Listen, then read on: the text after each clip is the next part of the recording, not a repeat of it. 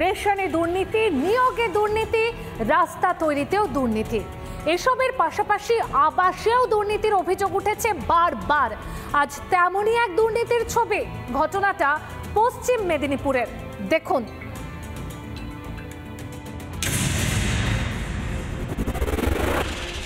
আমি যেখানে বসে রয়েছি এটি হচ্ছে বাড়ির একেবারে কিন্তু দেখুন রান্নাঘর বলা চলে। এই রান্নাঘর বসে রয়েছে, একদম চারদিক খোলা একটা রান্নাঘর।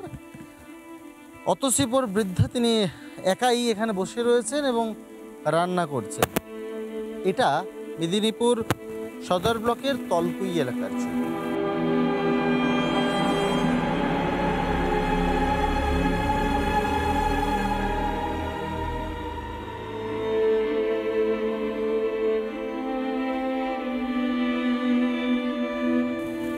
আবাস যোজনার যোগ্য প্রাপকে বহুবার আবেদনও করেছেন, নিবেদনও করেছেন, কিন্তু তারপরেও আবাসের ঘর পাননি। আবাস যোজনা, সরকারি আবাস যোজনার বাড়ি পাননি।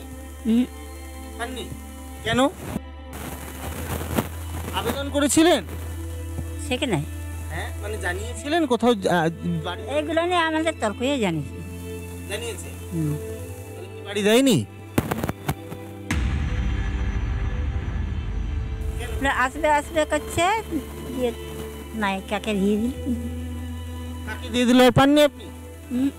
এক জন 2-3টা করে ঘর হচ্ছে এই পাড়ায়, তাহলে আমি তো ওই পাড়ার লোক না, আমি আমার হয়তো এর পাশে আছি আশ্রমে দিয়ে। তারা এসে কি বল? ঘর করে দেবো, ঘর কিনে দেবো, ভোট দাও, ঘর করে দেবো, ঘর কিনে দেবো, ভোট দাও।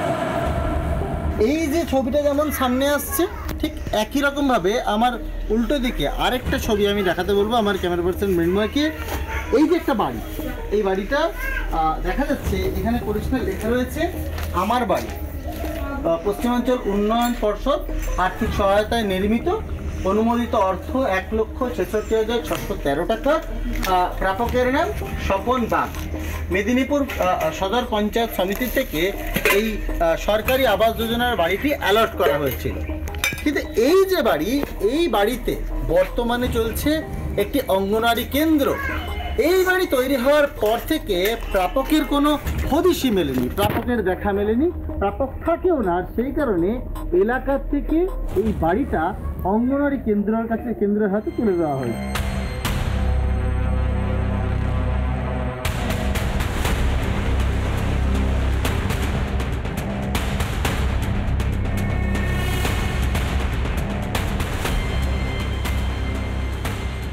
এই যে এই প্রাপক কি হচ্ছে জীবনে? আমি দেখিনি তাকে, এই ঘরটা খালি পড়ে থাকতে এলাকা থেকে এলাকার লোকজন তখন বলে এটা খালি পড়ে আছে, এখানে চলছে। আইসিডিএস এর ওখানে চলছে ঠিক আছে, কিন্তু এইটা তো আজকে প্রমাণিত যে প্রধানমন্ত্রী আবাস যোজনা নিয়ে ব্যাপক দুর্নীতি হয়েছে আর গরিব মানুষরা তার থেকে বঞ্চিত হয়েছে। আমাদের মুখ্যমন্ত্রী, আমাদের নেতা অভিষেক বন্দ্যোপাধ্যায় লড়াই চালাচ্ছেন। আর বাকি যদি কোনো ত্রুটি বিচ্যুতি কোথাও থেকে থাকে, সেটা আধিকারিক যারা আছেন সরকারি, তারা নিশ্চয়ই এই বিষয়টা তদন্ত করে দেখবে। এই ধরনের বঞ্চিত মানুষরা কি আদৌ বাড়িটা পাবে? যাদের বাড়িটার প্রয়োজন তারা কি আদৌ বাড়িটা পাবে? এই প্রশ্নটাই গ্রাউন্ড জিরো থেকে রাখলাম আমি। মেদিনীপুর থেকে ক্যামেরা পার্সন মৃন্ময়ের সঙ্গে সুদীপ্ত, রিপাবলিক বাংলা। সদরে আজকে শুরুতেই যে খবরের দিকে নজর রাখতে হচ্ছে, যেই ছবিটা দেখলে শিউরে উঠবেন আপনারাও, আতঙ্ক হবে আপনাদেরও। সব শেষ। চোখের পলক পড়তে না পড়তেই গঙ্গার ঘোলা জলে তলিয়ে গেল বিশাল দোতলা বাড়ি। কিছুক্ষণ আগেও ঘরের টিভি চলছিল, আলো জ্বলছিল, রান্না হচ্ছিল। বাড়ি বলতে আমরা যা বুঝি সব ছিল। এখন এদিকে ওদিকে শুধু জল আর জল। 24 ঘন্টা, সময়টা আরো একবার বলছি, 24 ঘন্টা। 24 ঘন্টায় 15টা বাড়ি তলিয়ে গেছে শামশেরগঞ্জের নতুন শিবপুরে। চারিদিকে শুধু জল, চোখের জল।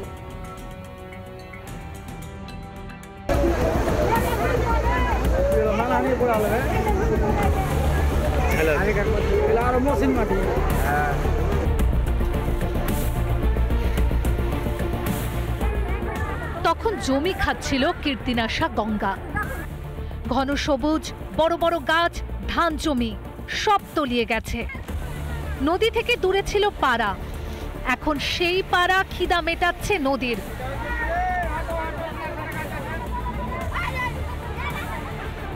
সন্ধ্যা প্রদীপ জ্বলতো যে বাকুলে, সেখানে এখন থাকতে ভয় করে।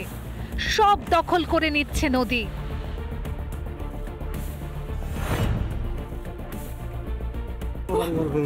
এখন পড়ে গেল, এখন 4-5 বার পড়ে গেল। এখন তো ভাঙছে, পড়ছে, এখন আমাদের পড়ে গেছে। কিছু ভাঙতে বাড়িতে টান, কিছু ভাঙতে বাইর করতে পারেনি, সব পড়ে গেল, জলে সব পড়ে গেল। গরিব মানুষ গেলে পড়েছিলাম, কোথায় যাবো, কোথায় থাকবো? আমাদেরকে কিছু সাহায্য দিতে হবে, আমরা কোথায় যাবো এখন? দেখুন, চলতি মাসে শামশেরগঞ্জের ভাঙন কবলিত এই এলাকার ছবি তুলে ধরেছিল রিপাবলিক বাংলা। দেখিয়েছিল কি অবস্থায় পড়ে এলাকা, কিভাবে আতঙ্কে দিন কাটাচ্ছেন গ্রামবাসীরা। তারপরও হুঁশ ফেরেনি প্রশাসনের। ভাঙন রোধে স্থায়ী সমাধান হয়নি এলাকায়।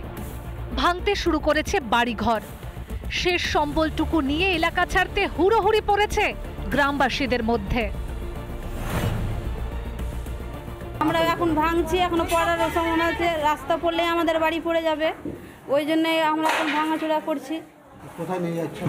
এখন নিয়ে যাচ্ছি কোথায়, এখন বাগানে রাখছি, এখন থাকার স্থায়ী তো নাই আমাদের। নদী গর্ভে বিলীন হয়ে গিয়েছে 15টিরও বেশি বাড়ি। ভাঙন আতঙ্কে স্কুলে নেই পড়ুয়া। গঙ্গা ভাঙন হওয়ার কারণে কোনো ছাত্রছাত্রী উপস্থিত হয়নি এবং স্কুল নদী থেকে 100 মিটারেরও কম দূরত্ব এখন আছে। ফলে আমরাও আতঙ্কে আছি যে আগামীতে স্কুলটিতে থাকবে কিনা। ভিটেহারা হয়ে পড়ছে একের পর এক পরিবার। কেন ভাঙন রোধে স্থায়ী সমাধান করছে না প্রশাসন? কোথায় হবে ভিটেহারা মানুষগুলোর ঠাঁই? কিভাবে দিন কাটবে তাদের? মুর্শিদাবাদ থেকে সৌমিত্র দাসের রিপোর্ট, রিপাবলিক বাংলা।